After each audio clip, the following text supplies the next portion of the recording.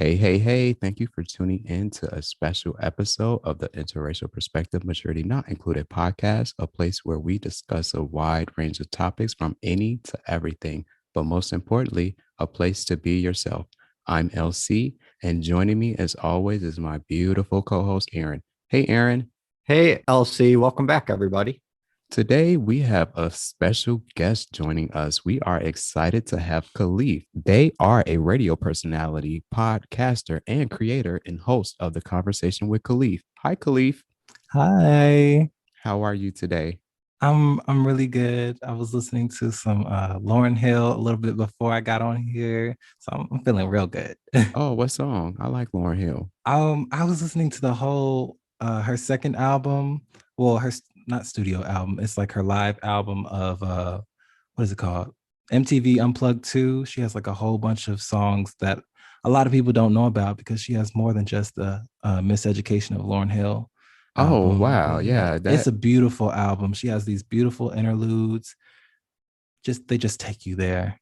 I did not know that because Yeah. that's actually the first thing that came to my mind was the miseducation of Lauren Oh yeah, Hill. I love that album. I actually have physical copies of that album because I still buy CDs. Because when I was a kid, I didn't have money. Now I have money to buy CDs. So it's like my revenge to like buy stuff. So I have so many. I just finished my Brandy CD collection. Oh my God, I love Brandy. The Vocal Bible. So, do I have to ask, does it sound better to listen to the CD than the online streaming? You know how like the older generation says, a actual album sounds better than a tape?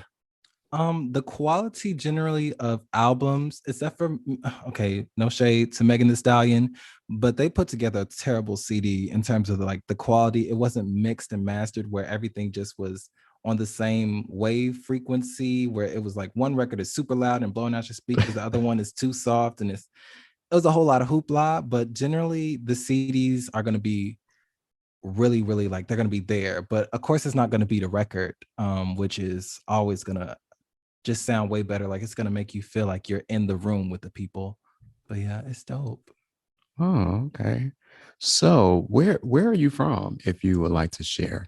I am from my mother, and then I am from well, I came from Chicago. That's where I was originally born and raised. Love the city.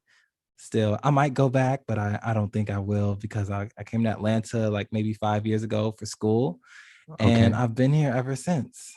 Oh, nice. What part of Atlanta do you live in? I live in Midtown. Do you like it? I've never been to Atlanta. I don't think Midtown Aaron is has interesting. either. It's No. Midtown is just kind of boring for me. Like Chicago is a fun and happening city. We've got the lakefront, we've got all these events that are always happening, but Midtown is it's cute. There's just a lot of club Asian situation in Atlanta, but in Chicago, we just have so much more going for us. We actually have a real skyline with nice buildings and everything. Everything's beautiful. We have a real downtown full of all these stores. It's almost like Chicago and New York are very similar, and I love that. So yeah. So, is Atlanta different in the aspect that even though it'd be kind of like a borough or a subset, is Midtown kind of like that?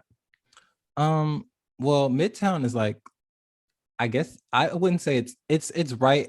Well, dang, that is kind of the definition of Midtown. Midtown is in between it's in between downtown and it's like in between like the other parts of Atlanta or whatever, I guess. So it's just like it's giving mid energy. I don't know.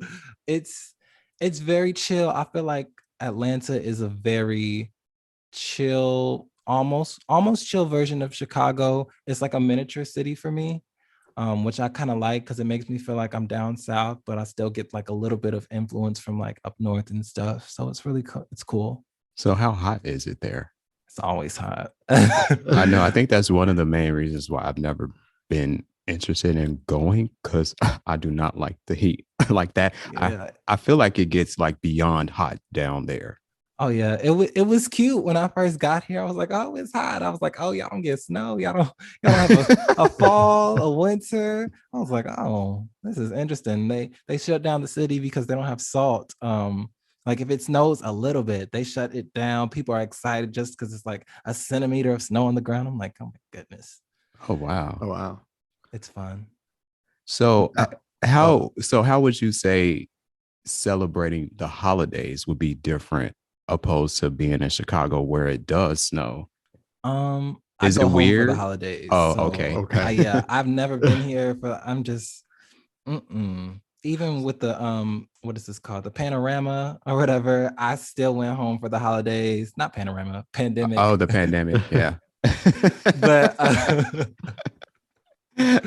I went home because I just was like, I need my family. So I Yeah. got to see my niece and my sister and my mom and a lot of other people, which was fun. So is it just you down there, and you don't have any other family? The rest of the family is still up in the Chicagoland area? Yeah, actually my family is everywhere. Not to tell my sister's business, but well, yeah, I won't tell her business. Hey. But her husband is in the military. He's a sergeant, I think. But shout out to y'all. Oh, shout out They're to Yeah, probably shout y'all. out. Thank you for your service. right. But yeah, they live everywhere, of course, because they move a lot. And my mom is still in Chicago and my grandmother, but my family is everywhere. And my great grandparents, they actually had, I think, 17 children that lived. They had of course a few miscarriages along the way, but they had 17. So I've got a big old family. Oh, wow. I was gonna say that's like you, LC. You come from a big family as well. Yeah, I have my mom is one of 11 and my grandmother was one of 10 and then my grandfather was like one of 9 or something like that. I don't remember because he passed away way before I was born. But yeah, I have a huge family. Not 17 like you guys. Right.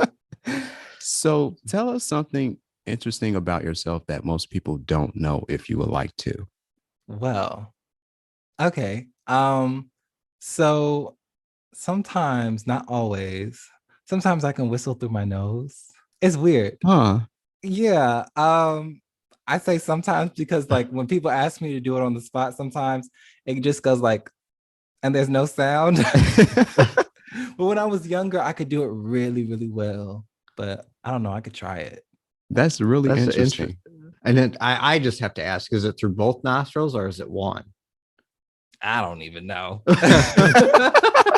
All of a sudden, I had to ask though. bored at home one day and I didn't have anything to do. I didn't grow up with cable, so the only thing I got to watch was PBS, and PBS went off. Oh my God. Do you remember Caillou?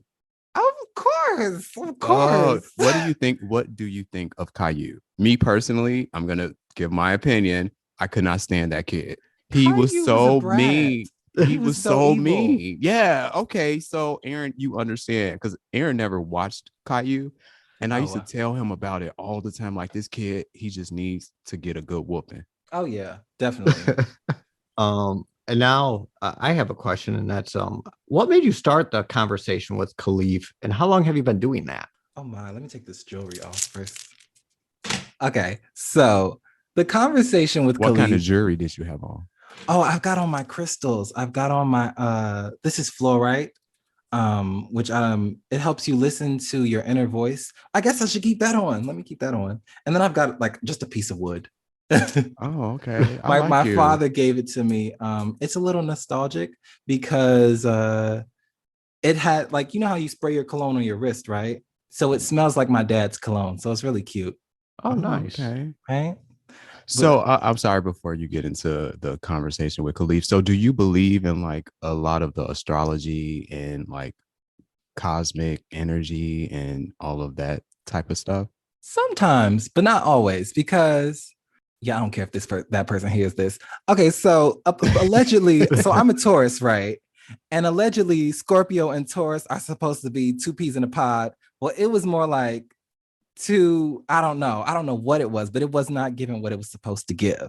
And yeah, it was not for me. But I believe in as far as like crystals and the energy that they carry, even if they don't carry energy, like they're great reminders for whatever their purpose is. But I do think they carry certain energies. I'm not too heavily into it like that, but I mess with it a little bit. Do you think Uh, sometimes it could be the mindset too? Like if you believe that it carries it or it can bring that to you, you have a better chance of it actually doing that? To an extent, yeah, definitely. It yeah, is it does definitely have like almost a placebo effect, in a way. that's interesting. But sorry to interrupt, but Oh, Akuna Matata. But the podcast. So pretty much my podcast, well, I started out as a radio personality.